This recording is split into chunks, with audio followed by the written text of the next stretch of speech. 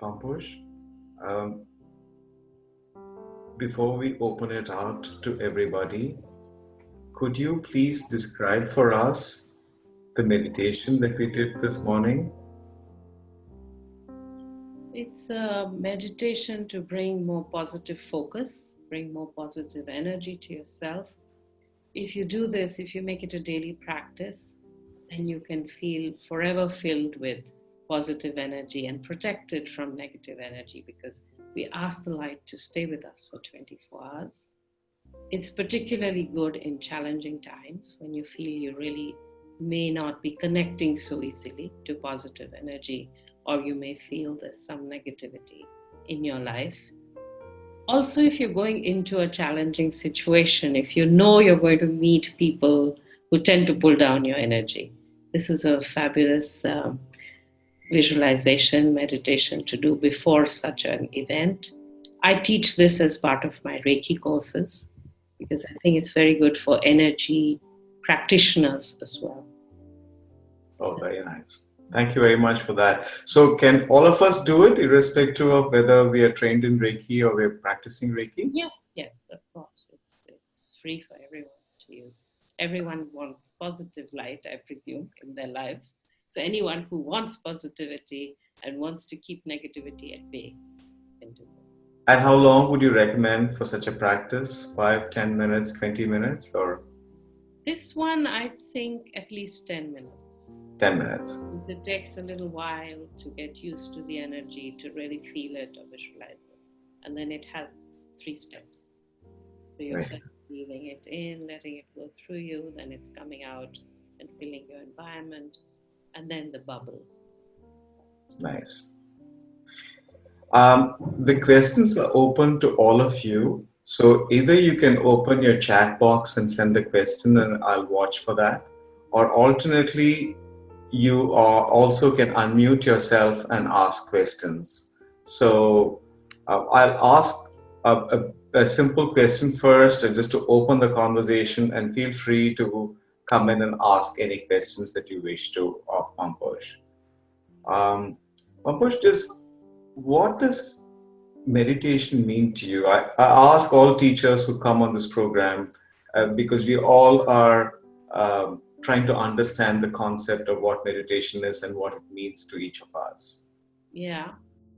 Well, So, yeah, I think it means possibly different things to different people because it offers so much. There are so many options to choose from.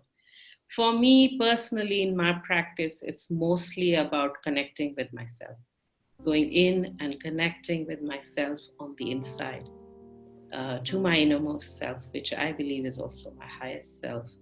So, connecting to my inner wisdom, my inner insights, and just being with myself. When I teach meditation, I do tell people the other benefits, uh, peace of mind, just calmness, sense of contentment. All these can also come from meditation. So I believe if you practice regularly, it changes you. You become a calmer person. It's not just calmness for today. You become a more peaceful person. So that's, I guess, what it means to me. yeah, I think there's a lot of recent research on neuroscience also, which is showing that even the hardware within us and the circuitry, if you will, is also changing if Mm, you practice long enough. yes. So that's very helpful to know that. Would you recommend that we have the same practice of meditation, or is it okay to try different things? I believe that regular practice is most important. So that's what will bring long term change instead of just meditating once in a while. So, therefore, I advise people to go with what works best for them at any stage in life. Some people like variety, some people just want to find that one thing that works for them and stick with that. And that's fine. Whatever will encourage you to do it regularly, that's fine. All meditation is good. That's fantastic. Since we have you on this, though this is not exactly about meditation, can you share with us very briefly, to the uninitiated, what is Reiki? Mhm. I would say very simply, it's a method of energy transfer And in its impact, I think all energy transfer methods are probably very similar. I know that you do pranic healing yourself, which also has a similar impact.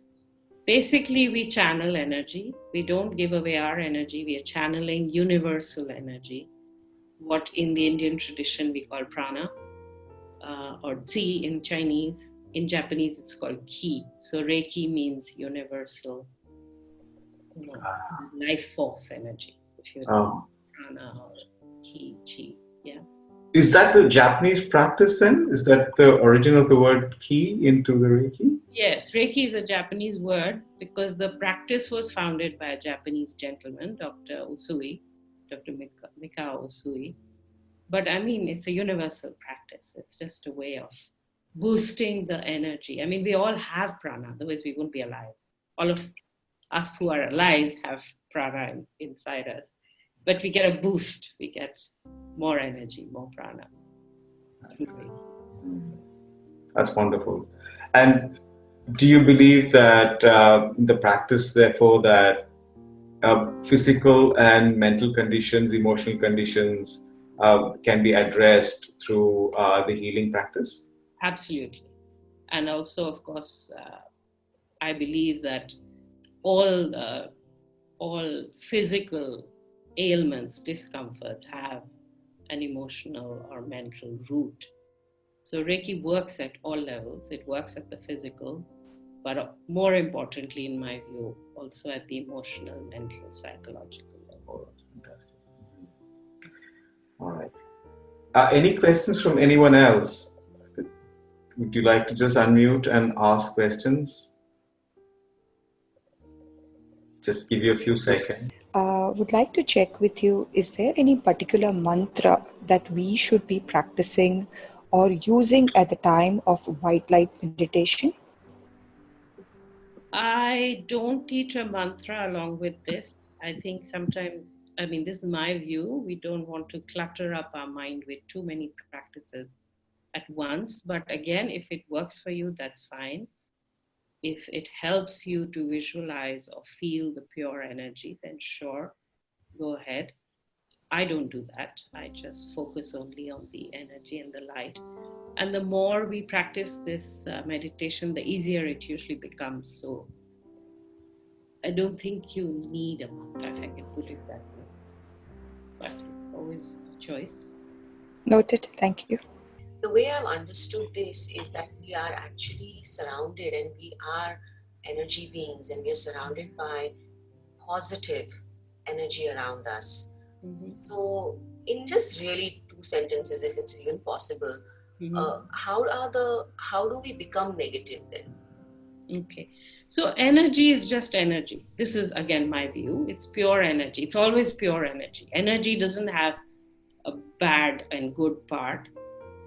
But when we hold on to certain thoughts or emotions, those thoughts and emotions can either be good for us, they take us higher into a higher development, or they drag us down.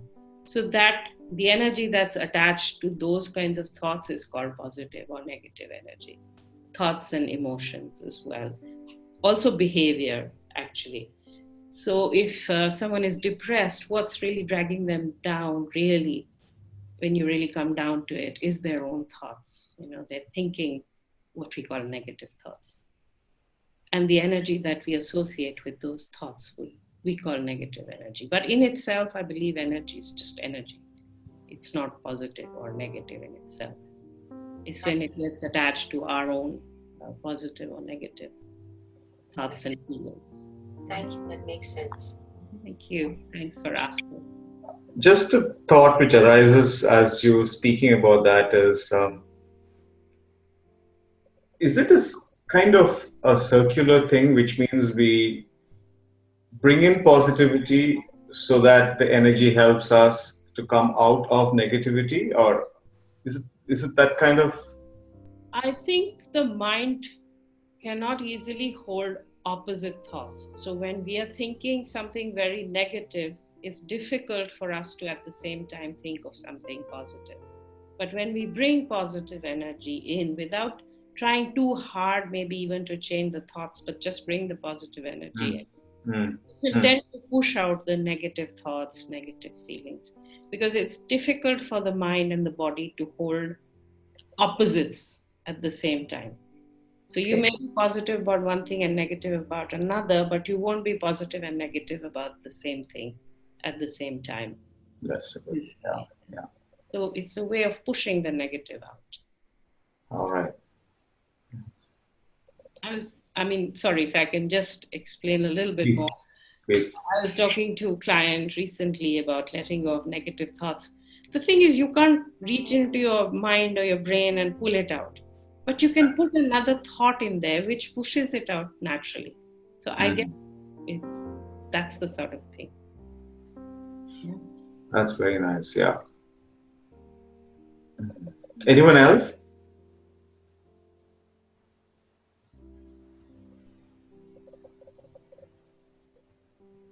Any other questions on Reiki, meditation, Pamposh, anything?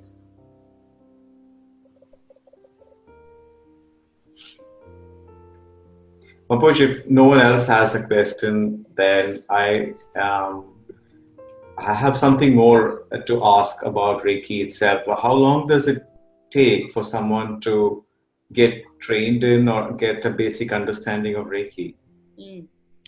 So I teach, there are traditionally three levels of learning, and now we've introduced a fourth in between level. So I teach level 1 and level 2 over 2 mornings. Not all together. I mean, each one is 2 mornings, and I do recommend that people allow time between the 2 levels. So if it's level 1, it will just be 2 mornings or 3 mornings at the most. But then you need to practice. So you learn how to do Reiki. The course includes attunements. So I use energy to open up the initiates' chakras, energy centers, and bring them more into balance and more tuned to the Reiki energy, the universal energy. So that's a big part of the training, plus then just how to do Reiki with what attitude as well, and so on.